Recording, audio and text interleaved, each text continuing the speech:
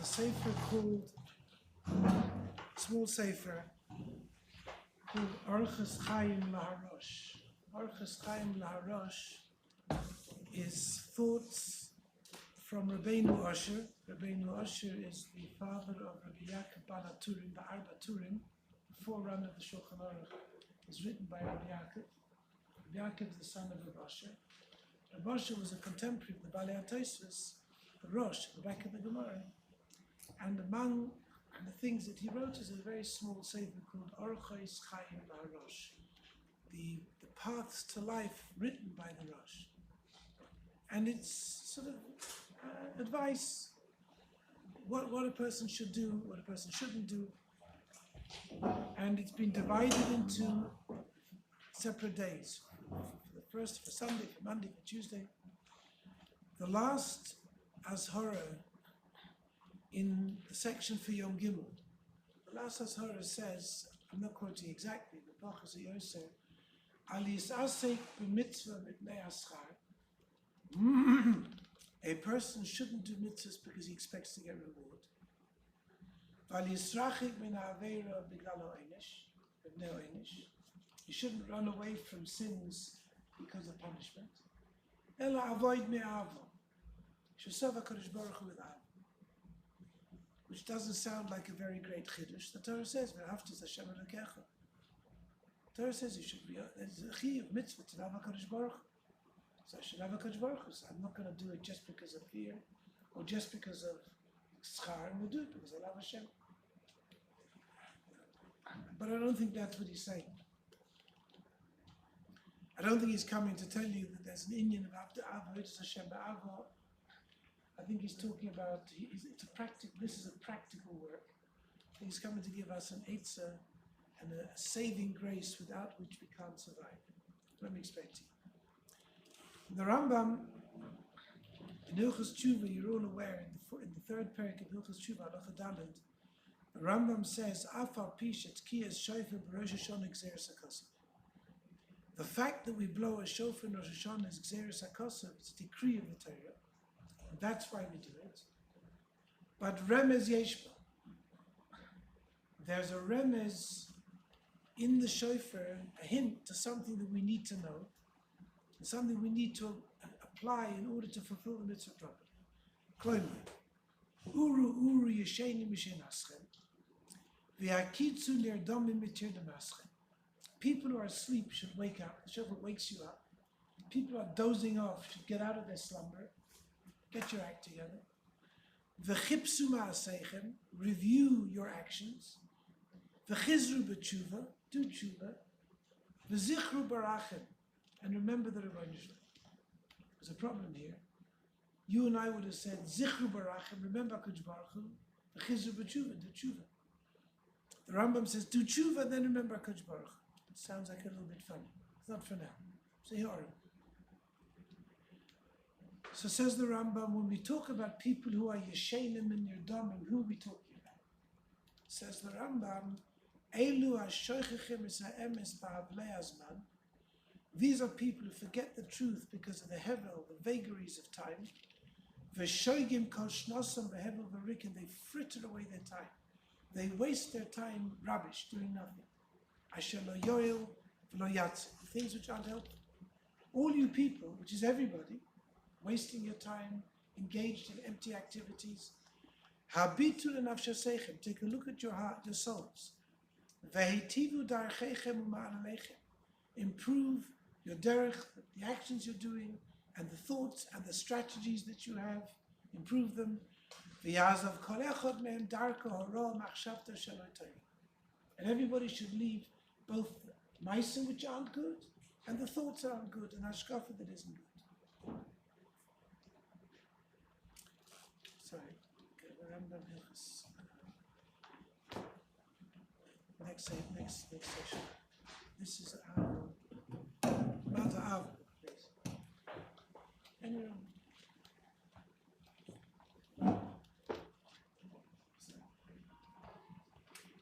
There's a very similar Rambam in Hilchos Mezuzah. Very interesting. This is the Rambam we just read, Rosh Hashanah, which is once a year. In mezuzah, there's a similar Rambam.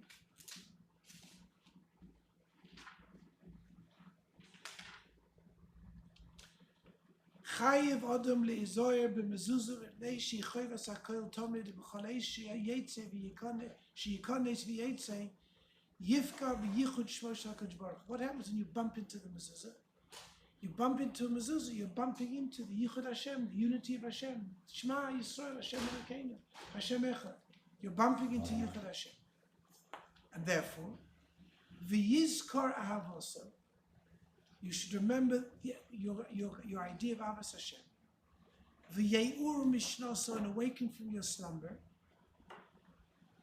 V'shkiyoso b'havlei hazman, and the mistakes you make because you're caught up in the havlei hazman, in the things that distract you.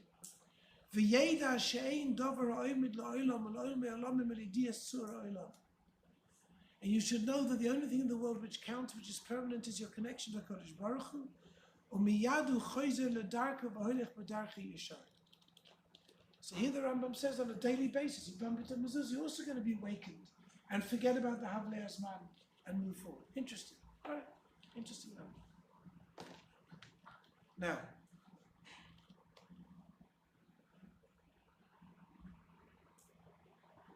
what does it mean in the Rambam that a person is shoygim kol shnosam behevel v'rik asher lo yorel v'lo yatzu, and he's shoychim es ha'emes b'havlei hazman? So the Rambam is very clear. We're not talking about people who don't know the emes, who don't know the truth. They know the truth. They've been educated, they know there's a Torah, there's no mitzvah, there are no mitzvahs, but they get, we would say in Yiddish, reingeschleppt. They get pulled along into other things. They read the newspaper for half an hour during breakfast, or whatever, the cell phone news. They watch a quick movie for an hour. I mean, we're not discussing bad people who do aveirus with pornography, we're not discussing that. They check this, they check that, they run here, they go there. They change their clothes because the fashion changed. They have to buy a new house because the granite changed. All day long they have something to do. Why do they do it? Not bad people. Not bad people.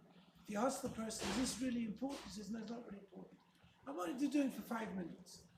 Anybody who checks their phone and sees the screen time, amount of hours you watch screen time on the phone, doesn't mean you're watching something necessarily moving. The amount of time you're using the face of the phone gets shocked. It adds up to many hours, a person can't imagine. A lot of times it's just making phone calls, other things which is perfectly legitimate. But the point is, we're certainly caught up in things that distract us from an ikar, and we go to a taf. So comes the shofar, and the shofar gives a blast, and it means in the context of Yom Adin, which is not just every day when I'm walking past the mezuzah, but in the context of Yom Adin, where a person realizes that Chaim and Movis is Tzunu Lefana, he suddenly realizes, I'm asking HaKadosh Baruch Hu for Chaim, I'm going to have to use this Chaim. I'm going to have to utilize it properly. If I'm frittering it away, B'havli Azman, what do I need life for? HaKadosh Baruch Hu give me another 50 years, and I'll put in 50 days out of 50 years. It's a non-productive effort. If I put in 50 days out of 50 days, it's a good idea to give me 50 years. But if over 50 years I put in 50 days, because I waste this, waste that, so what I do in every single day is a limited amount of toilets, not going to work. Now,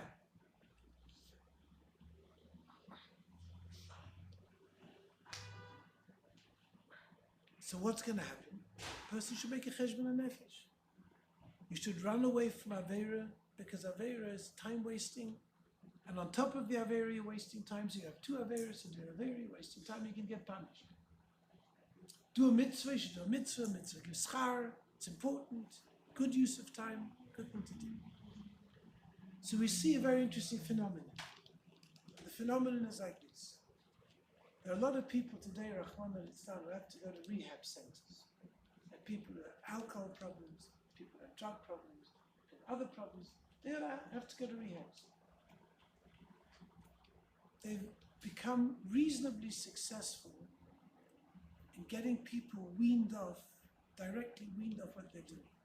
So they can get a person who's drinking all day long to stop drinking. They can get a person taking drugs to stop taking their drugs. That's all in the short term when you were in the vicinity. But if you look back over a period for a year or 2 years after they leave the rehab, the vast majority regress. The vast majority of people go back. But it was so difficult to wean yourself off. It was so painful to stop doing it. And you know that's the wrong thing to do. Why are you going back? So Rabbi Fassman Zechron Livracha, Rosh Kollel, told me many years ago, it's very simple why they go back. They go back because there's nothing they enjoy in life as much as drinking. After all the consequences of drinking, there is nothing which they enjoy more than the drinking. That means they don't have something else which is able to take the place of the drinking. Yeah, I've stopped drinking. I don't want to drink. It's not a good thing to do. It's bad for me. It destroys me. Got into trouble.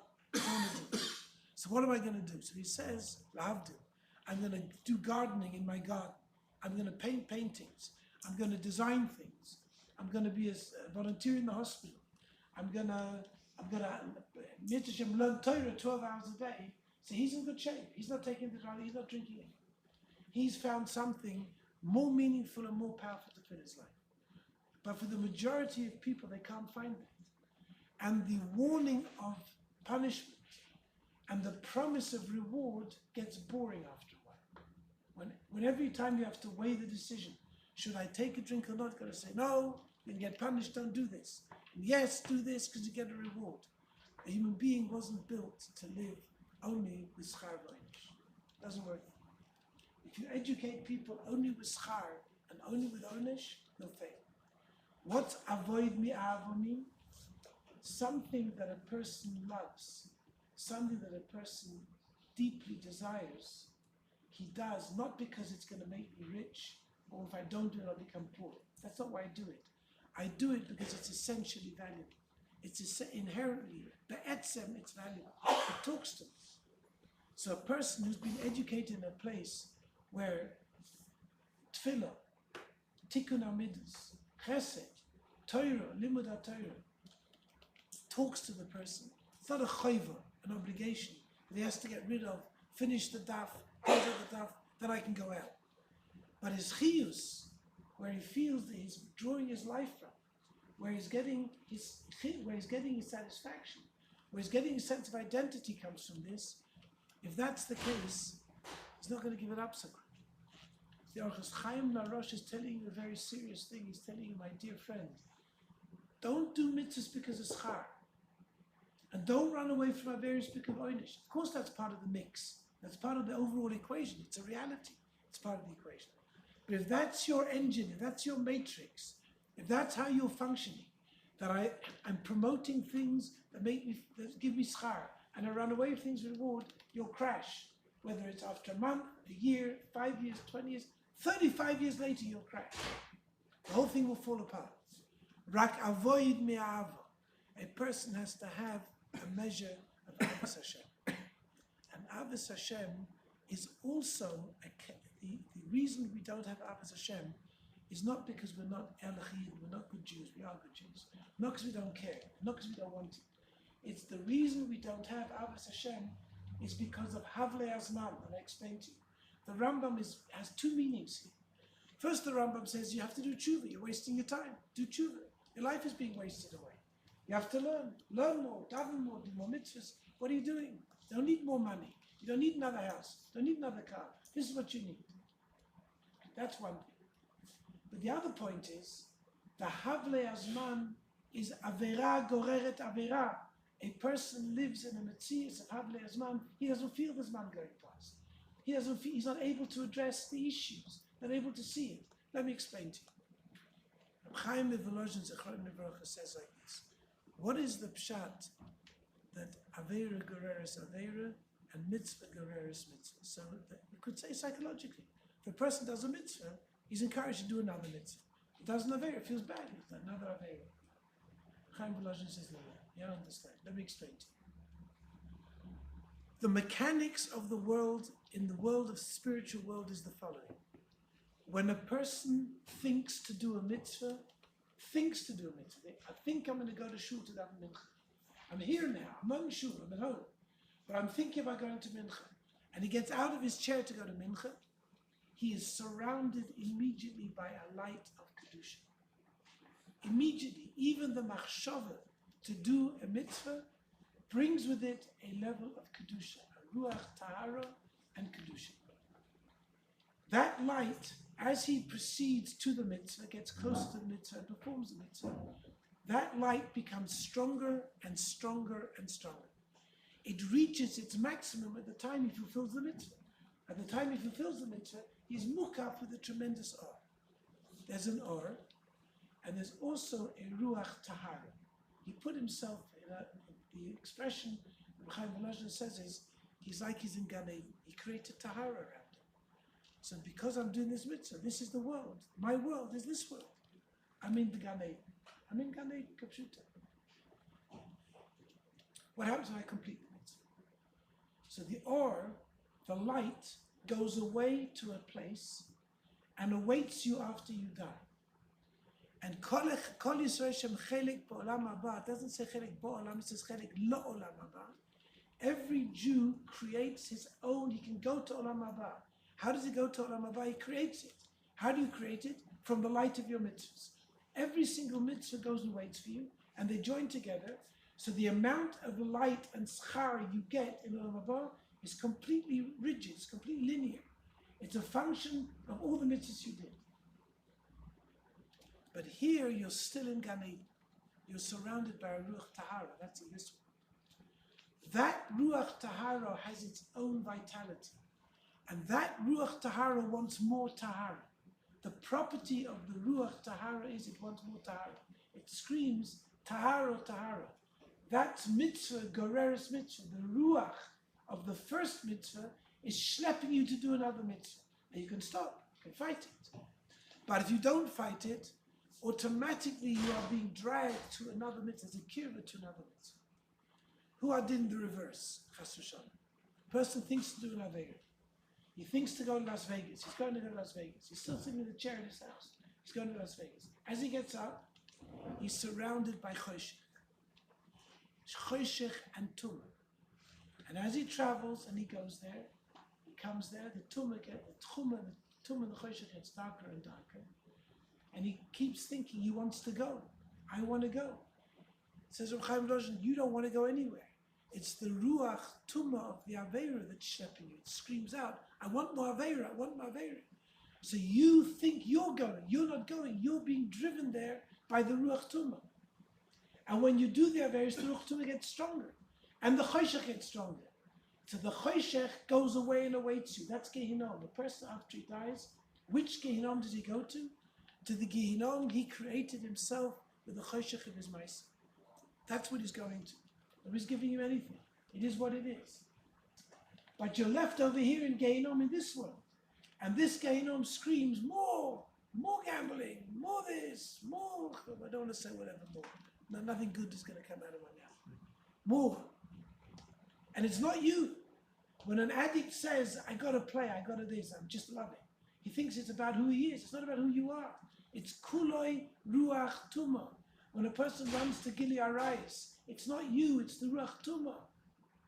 So the hevle azman, when a person is caught in hevle azman, the etzem wasting of the time and the etzem lack of identity and the etzem averis he's doing causes more averis by itself. There's no one to talk to. His head is working, yeah, but he's sold. Like any other person who's addicted. He's sold, he's done, he's cooked. That's the shofar. The shofar has a koyach pnimi inside it to connect to the inside of a person, that the person can pierce a hole through all this tumah that surrounds him, and all the distractions, and all the things that get him to think this is wonderful. Suddenly he hears in the middle of all of that, Hashem with a koil demamo daka, with a fine, thin koil, HaKadosh Baruch Hu is screaming to this person, come back. Sort your life out. Get it straight. And that, says the Orchos Chaim Rosh, can only be accomplished by a person who is Oved Me'ar.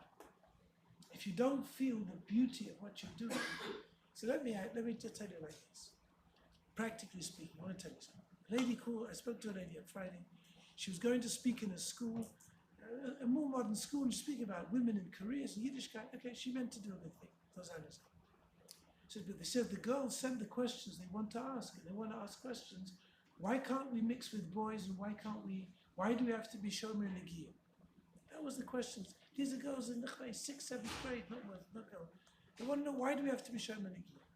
So I said to her, listen, Sakonas Tefoshes, you mustn't answer. You're not trained to answer that question. Don't answer the question. Don't answer the question. So you just tell them you have a good life, you're Shomer mitzvahs, you're able to have both mitzvahs and a good life. They should feel it's a chance they have to lead a life they would like to lead. Don't try to get involved in psychologically or philosophically answering the questions.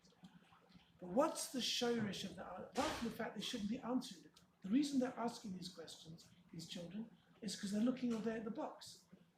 And on the box, on the screen, they're seeing all day long, Gilei Arayos.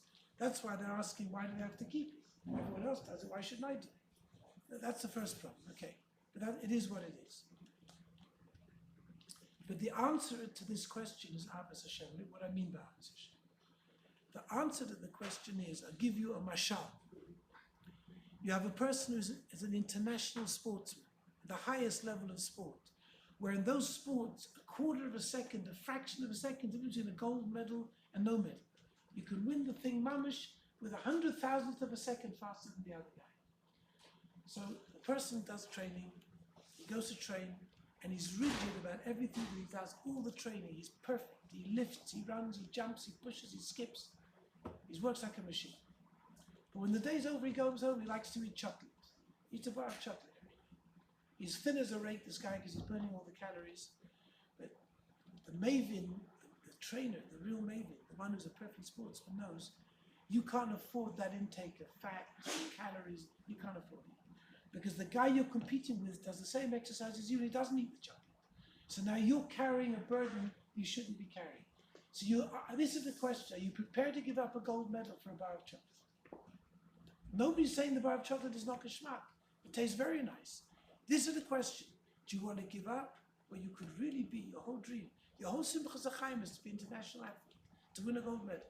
Are you prepared to give it up for a bar of chocolate? If a Jewish child would know what their neshama can accomplish, if a person could know what it means to be a yid, what it means to know Torah, to do mitzvahs properly, to build a family properly, to build relationships properly, to be honest, to be a yasha, to be genuinely kind. And they would know how much these negative things detract. So you can't accomplish your goal. You're never going to accomplish your goal. You're going to spend a whole life fiddling around in the framework of mitzvahs, doing everything half-heartedly. You're never going to accomplish because you're carrying this baggage. And this baggage is malachlech. It dirties and sallies the neshama and prevents the neshama from coming to fruition. If you understood that, you wouldn't do it. Because you have an avo for what you can really do well. And what can really bring you simcha, you have an ava for. So you really want a gold medal? That's really what's going to give you pleasure in life? You have to pay the price. We can explain it to you also, but forget about explaining it. You have to pay the price. You want to be a frum yid? You want to understand what it means, olam haba? You don't want to know what it means for a neshama to come to fruition? For a person to go back after 120 years and tell Rabbi Shalom, asisi shlichuscha? Chas v'shalom, a neshama goes back after 120 years, HaKadosh Baruch Hu looks at him and says, you did nothing. Not you did nothing, you did negative. Tens of years you did negative. Is that what you want? Or you want to accomplish what the beauty and the unbelievable preciousness of who you could become and what could you become? And that's what we need to educate our children to understand. We need them to understand, not do this and don't do the other. That's only part of the story. You have to show them who can you become. That's why we read stories of Gedolim. You could become. You won't become Rabbi Shlomo Zalman Auerbach, 5% of Rabbi Shlomo Zalman. You won't become Rabbi Ovadia, 5% of Rabbi Ovadia, but become something. And look what it means. Look what it means, B'olam Hazeh, how people recognize them, people understand, when people take them, want to hear from their words, they count in the world. Why don't you see it? Take a look at it. That's what we need to educate people for. And not for kavod, and not for prominence, and not for power. We want them to see this, to understand this, to realize this is who you could be. You know, if you went, I don't know if you went last week to the asifa that we made for the internet, for Rabbi Ephraim Waxman. But there's an example. When you see Rabbi Ephraim Waxman Shita speak, you understand I want to be like him. I'm not going to be like him. can't speak like him, I can't learn like him, I don't look like him. It's not the point. But you see this, a person can hold 2,000 people in his hand and bring all of them up to a new Madrega in Yiddishkeit. You think that comes from nowhere? It comes because he's a gifted talker. It comes because he's Moise Nefesh for Torah and Yirah Shamayim. That's what it comes from. From Yigiyas HaTorah, from Tfilat HaKadosh Baruch Hu. So you can also eat chocolate and have dinner at the end of the day and do things that are wrong. It won't work. It won't shine on other people. The light will be makulkal. When you see in front of you, that's what I want to be. That's what we need to understand has to be the preface to our tshuva. We want Rosh Hashanah to work. And we want the shofar to awaken us.